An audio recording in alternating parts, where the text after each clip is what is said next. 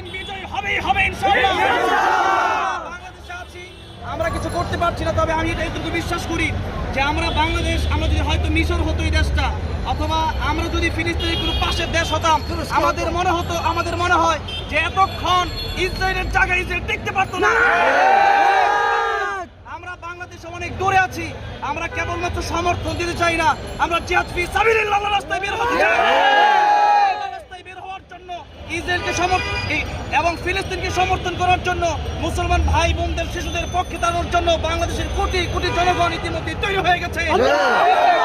বলতে চাই, বাংলাদেশে আগামীতে এতদিন পর্যন্ত সারা বিশ্বে আমরা দেখেছি তারা আমাদের হাতে অস্ত্র দেখলি, এবং আমরা যখন ফিলিস্তিনের পক্ষে দাঁড়াই, ইসরায়েলের বিরুদ্ধে দাঁড়াই, আমাদেরকে বলতো আমরা নাকি মানবতা বিরোধী।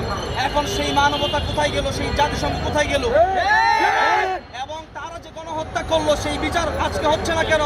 সুতরাং বাংলাদেশে আল্লাহর রাস্তায় বের হওয়ার জন্য আমরা আগামীতে এইভাবে সরাসরি শুধু বের হতে চাই না, আমরা জিহাদের জন্য ট্রেনিং দিতে চাই, এবং বাংলাদেশে প্রত্যেকটা জেলায় প্রত্যেকটা থানায় যেন ট্রেনিংয়ের ব্যবস্থা করা হয়, আমরা যেন রাস্তায় জিহাদ করতে পারি। সেই জন্য আমরা বাংলাদেশ সরকারের কাছে আবেদন জানাচ্ছি। এবং সর্বশেষ কথা হচ্ছে, এই ইসরায়েলকে সমর্থন যারা করছে তাদের সাথে আমাদের কোনো সমর্থন কোনোদিন থাকবে না। এবং ইসরায়েলের যত পণ্য আছে এই বাংলাদেশে, যে টাকা দিয়ে আমার ভাইকে হত্যা করছে, আমাদের শিশুদেরকে হত্যা করছে, সেই ইসরায়েলি সমস্ত পণ্য আমরা বয়কট করব। বাংলাদেশের কোনো দোকানে ইসরায়েলের পণ্য থাকলে সেই দোকানে গাড়ি ঢুকতে পারবে না। কোনো থানায়, কোনো অলিতে গলিতে যেখানে ইসরায়েলি গাড়ি ঢুকবে সেখানে ইসরায়েলি গাড়ি ভেঙে চুরমার করে দেওয়া হবে। বিপ্লব মানে জীবন দেওয়া, বসে থাকা নয়, সে কোনদিন আসবে না রে বড় যদি ভয়। আমরা বিপ্লব করতে চাই মুসলিমদের নিয়ে। আমার নবী বলেছেন, পৃথিবীর যেখানে একজন মুসলমান মারা যাবে, তোমার রক্তে আগুন না লাগলে তুমি মুসলমান না। আমরা মুসলমান হয়ে শহীদ হয়ে কবরে যেতে চাই।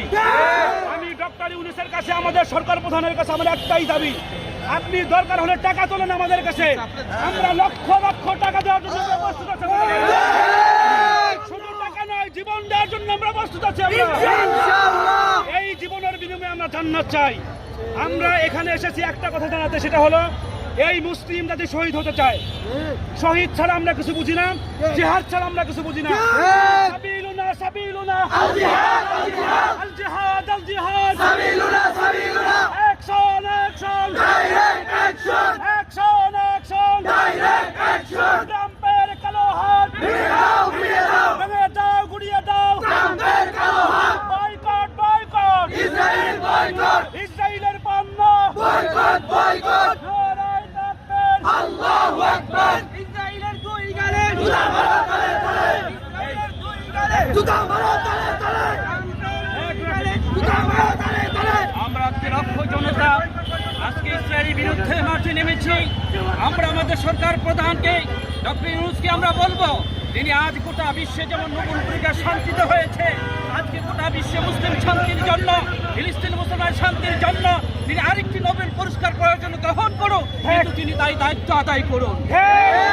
আর আজকে নোবেল পুরস্কার শান্তির জন্য হয়েছে, কিন্তু আজকে ফিলিস্তিনে যে অশান্তি তৈরি করেছে ওই বর্বর জারজ সন্তানরা, ওই ইহুদি গোষ্ঠীরা যেইভাবে নবীদেরকে অন্যায়ভাবে হত্যা করেছে, সেই ধারাবাহিকতা আজকে ইহুদি গোষ্ঠী যেইভাবে গোটা বিশ্ব মুসলিম চালিয়ে যাচ্ছে, আমরা ধিক্কার জানাই।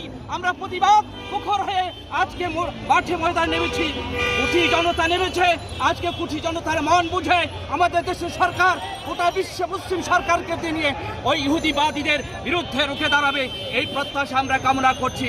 তাহলে গোটা বিশ্ব মুসলিম জিহাদের জন্য যে ডাক দিয়েছে, এই জিহাদের ময়দান থেকে তারা ঘরে ফিরে যাবে না।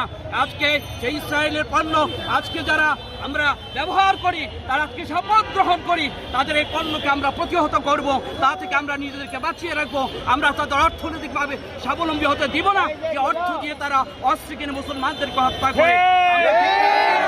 আমরা ধিক্কার জানাই ওই বর্বর জাতিকে, যারা শিশুদেরকে হত্যা করে, মায়েদেরকে হত্যা করে, তাদের বুক কাঁপে না। আমরা তাদের বুকের মধ্যে আমরা লাথি মেরে আমরা ইসলামের বিজয় আনবো ইনশাআল্লাহ।